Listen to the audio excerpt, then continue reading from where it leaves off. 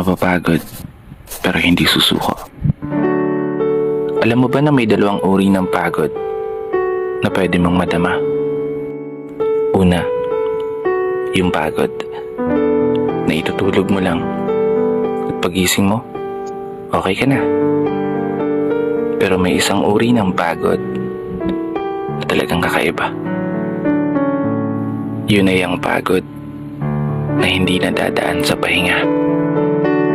Isang pagod na magpapahiwatig kung gaano kabigat ang mga problema mong daladala.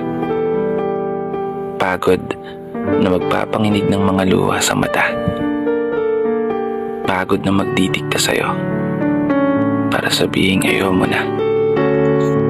Mapapatanong ka na lang talaga, saan nga bang direksyon ng aking mga paa? Mga paang tila pagod na sa kakahakbang. Mga paang ngimay na sa kada tapak sa baitang ng hagdan. Isang hagdan na magdadala sa akin patungo sa isang palapag na pinapangarap ko. Mapapagod pero hindi susuko. Magpapahinga pero hindi hihinto.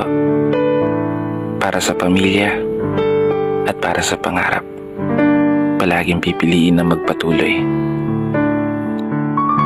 Kasi alam mo, kung ang pagod ay kapalit ng magandang kinabukasan, wala kang dahilan para sukuan ng pagod. Wala kang dahilan para hindi ka bumangon. Wala kang dahilan para tuluyang magpalamon sa pagod na magbibigay sa iyo ng mga hamon at pagsubok na susukat sa iyong katatagan at kagustuhang makaahon, kagustuhang umasenso at kagustuhang magtagumpay at tuluyang makamtan yung magandang buhay na gusto mong mapasakamay.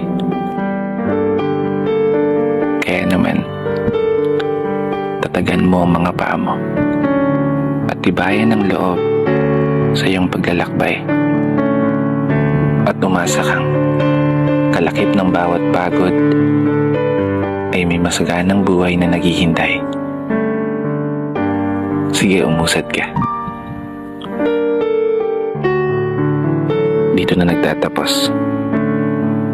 Kaya isang pagpupugay para sa lahat ng mga tao na patuloy sumasabay sa hamon ng buhay.